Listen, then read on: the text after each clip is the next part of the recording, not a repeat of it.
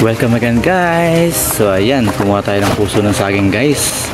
Buti pa yung saging may puso. So ilalagay natin to guys, sasawag natin sa ating sinigang na bangus. Kasi medyo makulim yung panahon, medyo maulan sa araw na to. Kaya kailangan natin makahigop ng sabaw na maasim-asim. Ayan. So magsisigang tayo ng bangus guys with puso ng saging. Siyempre guys, itong bulaklak niya ay patutuyuin natin. Pwedeng gamitin ilagay sa adobo. Bulaklak ng puso ng saging. Patuloy natin guys para palagay sa adobong baboy. Hello guys, welcome to my channel, Noel Mix Vlog. Please like, share, and subscribe. Thank you. Hello guys, welcome again to my channel. So guys, medyo makulim yung panahon ngayon, medyo ulan-ulan, no? Kaya magluluto tayo ng sigang na bangus with puso ng saging. So kukuha tayo ng puso ng saging guys, kasi yung saging natin dyan may namumulaklak na.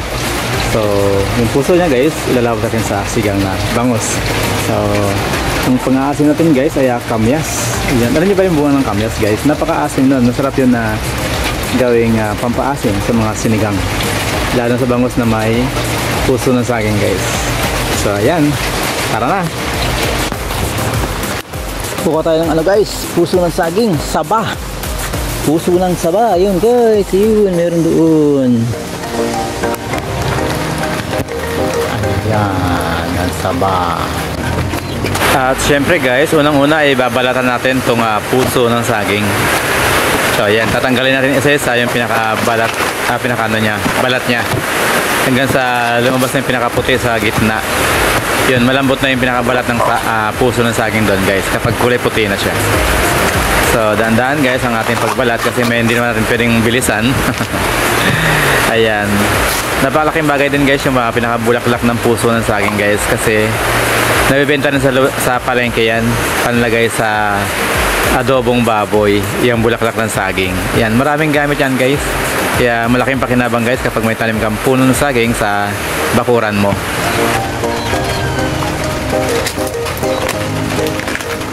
Talaga namang hilig ko guys na magtanim, lalo kapag malapit ng tagulan. Yan yung saging guys, madaling lumaki, madaling tumubo.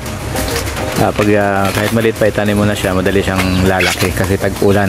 Pero pag tag-araw guys, napakahirap magpalaki ng saging, kasi may oras na didiligin mo talaga siya para lumaki lang siya ng mabilis.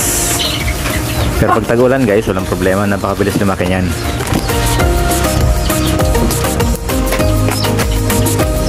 At saka isa pa guys, ang puso ng saging masarap ding pa-adobo ang luto niya. Yan yung medyo tuyo ang pagkaluto. Adobo na may sili. Yan, medyo maanghang ang pagkaluto guys. Napakasarap niyang puso ng saging. Siyempre, lalo na kapag may konting taba ng baboy, may konting karning baboy, and siyempre may tokwa. Ayan, napakasarap yan guys. Adobong puso ng saging, may tokwa at karning baboy. Ayan, kain na.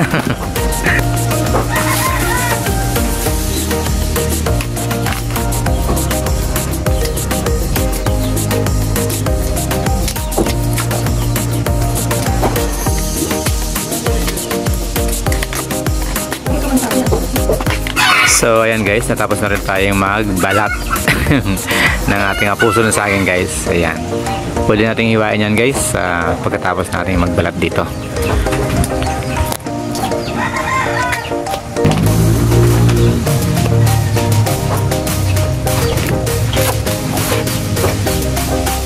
At ito nga palang bulaklak ng puso ng saging guys.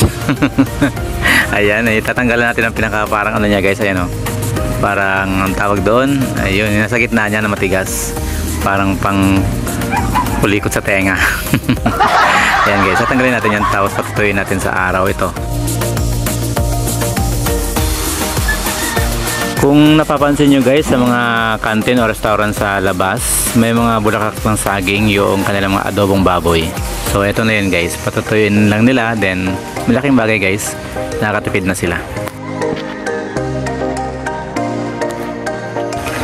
Ayan, i-prepare naman natin ngayon guys yung ating mga pangrekado. Ayan, meron tayong magic sarap, kamatis, sibuyas, sasili, at kamyas na ating pampaasim. Ayan guys. Ayan, may bawang pa rin pala. Sa kulang na lang dyan guys ay asin at paminta. Ayan, hiwa-hiwain naman natin ngayon guys yung ating puso ng saging pala. Ayan. So hatiin natin sa ating 3 peraso kada hiwa nya. Yan, para dumami siya. Kasi 4 kaming kakain guys eh.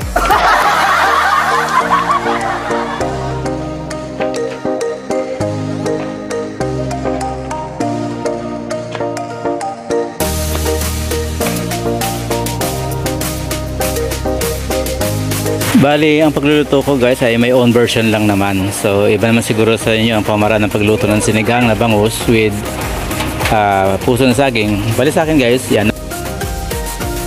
Ayan. Then, saka ko ilalagay yung mga ricado nya. Ayan. Halos sabay-sabay na sila lahat guys. Para isang kulo lang. Then, pag kumulo na yan guys, yan. Saka natin lalagay yung puso ng saging. Tapos titimplahan na natin.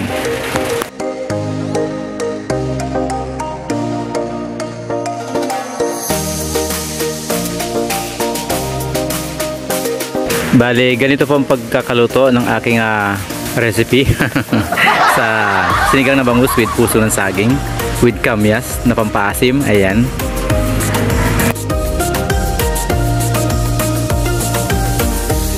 At yan ay bali, pakukulan ko muna ulit.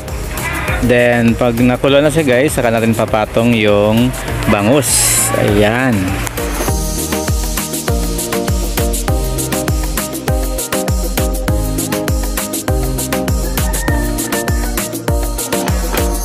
Ayun o guys, malambot na yung ating mga ricado. Ayan, timpla natin ang asin guys. Kasi syempre pa yung kamyas natin guys, ayan, lutong-luto na, kaya lumabas na yung pinaka-asin nya. Ilagay na natin ngayon yung ating bangus.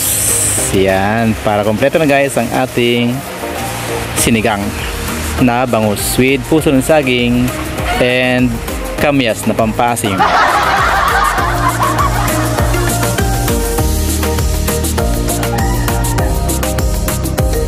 Okay guys, lagyan naman natin ng konting patak-patak ng magic sarap.